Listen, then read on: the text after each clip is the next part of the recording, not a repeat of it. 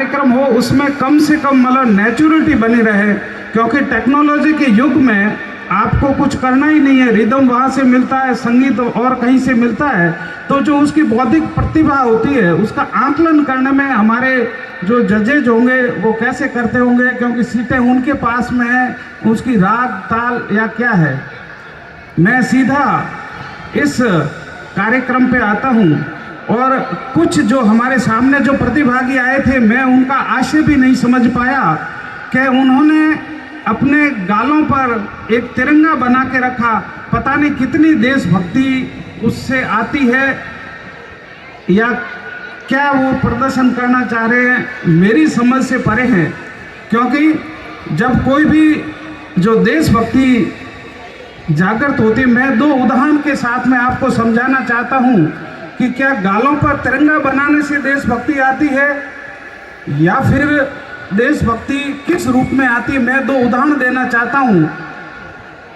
एक हमारे राष्ट्र कवि, मूर्धन्य राष्ट्र कवि प्रदीप हुए, जिन्होंने हमारे आज़ादी के बहुत सारे गाने लिखे, जिन्होंने जो राष्ट्रवाद पे सबसे ज़्यादा इतिहास में कोई किसी ने गाने लिखे तो वो प्रदीप ने गाने लिखे।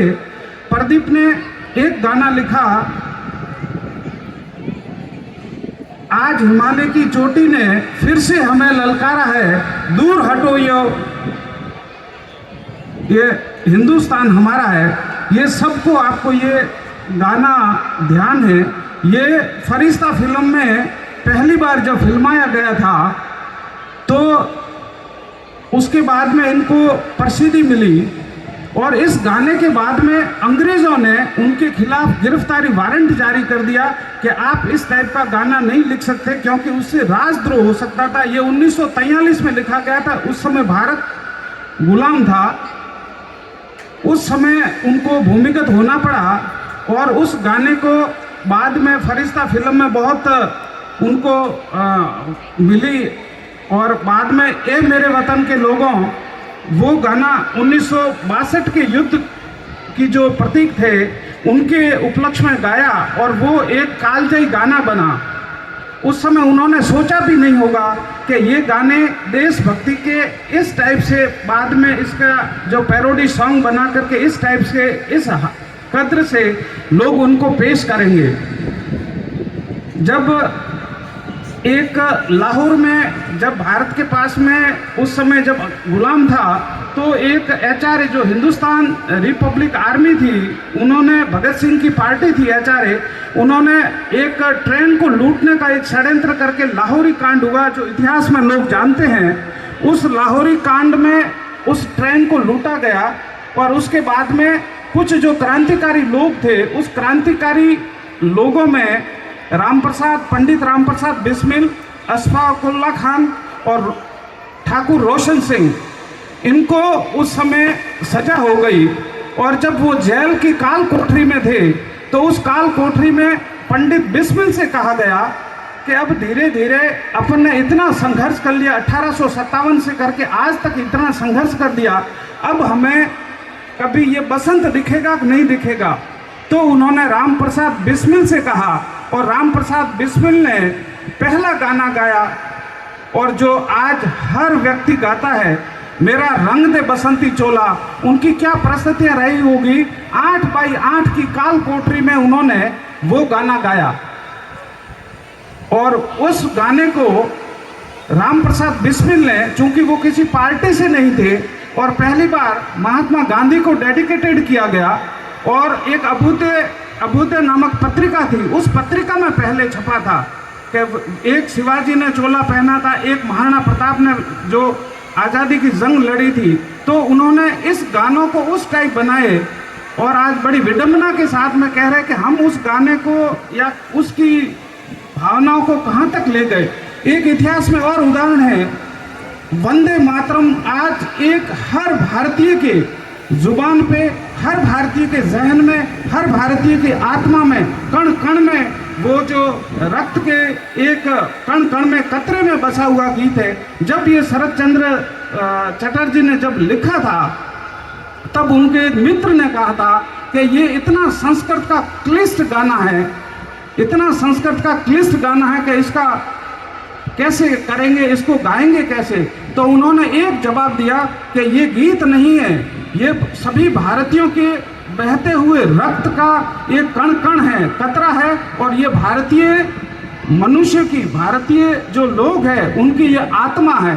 तो उन्होंने जो गाने के साथ में जो संप्रेषण या जो हमें संदेश दिया था, वो तकरीबन इस प्रकार के बहुत सारे उदाहरण इस गानों के साथ में जुड़े हुए जो आज़ादी से पहले थे, परंतु कमोवेश हमने उसका थोड़ा सा रूप है वो विकृत कर दिया। मुझे जब ये देख करके हुआ तो मैंने अपना जो बोलने का जो था वो मैंने डाइवर्ट करके इस पे बोल दिया। फिर हम वापस उसी स्वतंत्रता पे आते हैं। वास्तव में हमारे सामने हम बार बार ये कहते हैं कि 200 वर्षों की गुलामी के बाद में भारत आज़ाद हुआ, ऐसा वास्तव में नहीं है। अगर आप इतिहास, क्योंकि इतिहास को भी धीरे धीरे पहले उस समय कैसे लिखा गया, तोड़ मरोड़ के लिखा गया, क्योंकि अगर जो इतिहास के जानकार वो जानते हैं, एक 712 में, ईस्वी 712 में राजा दाहिर जो एक ब्राह्मण राजा हुआ करते थे, उस ब्राह्मण राजा को हराने के लिए सर्वप्रथम मोहम्मद बिन कासिम आए। 712 से आप समझो कि हमारी इस देश पर बहुत सारे लोगों की, बहुत सारे विदेशी आक्रांताओं की, इस्लामों की और अरबों की नज़र पड़ गई थी। उस समय अरब आक्रमण हुए, सिंध के राजा पर सबसे पहले 712 में आक्रमण हुआ। उस समय कोई लोग इतिहास जानते हैं या पढ़ाया नहीं जाता है। उस समय के एक बप्पा रावल हुआ करते थे, जिन्होंने उसका जोरदार तरीके से उन्होंने विरोध किया, और वही बप्पा रावल गोहिल वंश के थे, और बाद में जाकर के वो सिसोदिया वंश के बने। सिसोदिया वंश बाद में चला, जो महाराणा प्रताप भी उसी वंश से आते हैं, जिन्होंने 1400-1500 साल तक राज किया। परंतु बात यह है कि वहाँ पर किसी भी विदेशी आक्रांता को भारत में आक्रमण नहीं करने दिया, और वहाँ से हमारी 1400-1500 साल तक एक व्यक्ति की, बप्पा रावल की प्रेरणा से हमारा देश सुरक्षित रहा। बप्पा रावल ने अपनी कम से कम 150 के करीब वो चौकियां बनाई। उस चौकियों में एक चौकी है रावलपिंड, जो बप्पा रावल के आगे जो रावल लगता है, रा का मतलब तो राज्य, व का मतलब होता है ववर्त, ववर्त का मतलब आशीर्वाद, और ल का मतलब लक्ष्मी। मतलब वो जो रावल थे बप्पा रावल, उसी के नाम पे आज रावलपिंडी है। और रावलपिंडी उस समय बप्पा रावल की चेक पोस्ट हुआ करती थी। बप्पा रावल ने अफगानिस्तान, ईरान, पर्शिया और जिसको अपन वृहत भारत कहते थे, एकमात्र व्यक्ति ने इतने वर्षों तक विदेशी आक्रांताओं को रोक करके रखा। नहीं तो भारत उस समय भी इस टाइप से हो सकता था, परंतु हम कमोवेश यही सोचते हैं कि भारत 200 वर्षों से सिर्फ अंग्रेजों से गुलाम रहा। मगर इतिहास को भी इस टाइप से, या जो हमारे शिक्षक गण हैं उनको भी इस टाइप से विशेषज्ञ बन करके कुछ ऐसे तथ्यों को सामने ला करके हमारे इतिहास को बच्चों को पढ़ाया जाना चाहिए, ताकि उनको प्रेरणा मिले। आज हम इस स्वतंत्रता के 78वें दिवस पर आज खड़े हैं। इसमें निस्संदेह कोई भी डाउट नहीं है कि भारत ने बहुत ही अच्छी प्रगति की है, आगे की भी प्रगति करेगा। और हमारे अभी जो माननीय प्रधानमंत्री जी है, जिनका विजन है कि 2047 तक भारत को विकसित राष्ट्र बनाया जाए, और उनकी ओर कदम दर कदम हम आगे बढ़ रहे हैं। जो भारत, हमारी जो 5 ट्रिलियन जो इकोनॉमी है, हम 5वें पायदान पे हैं, वो बढ़ करके 2 या 3 साल के भीतर या 4 साल के भीतर तीसरी विश्व की अर्थव्यवस्था बनने जा रहे हैं। क्योंकि अभी जो आंकड़े आ रहे हैं जीडीपी के या अन्य जो भी अर्थ विशेषज्ञ जानते हैं, वो बहुत ही बेहतरीन आ रहे हैं। और हम आशा करते हैं कि 2047 तक जो भारत है वो विकसित राष्ट्र बने, पुनः धर्मगुरु बने, पुनः विश्व गुरु बने।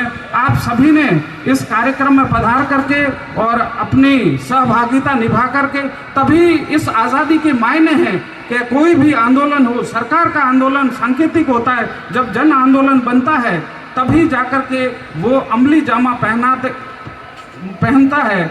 आप सब ने बहुत ही यहाँ सभ्य तरीके से यहाँ आए और इस कार्यक्रम को भव्य गरिमामय बनाया, और सबका हमारा और बच्चों का भी आपने हौसला अफजाई किया, इसके लिए आपका बहुत बहुत आभार, शुक्रिया, इस्तकबाल, धन्यवाद।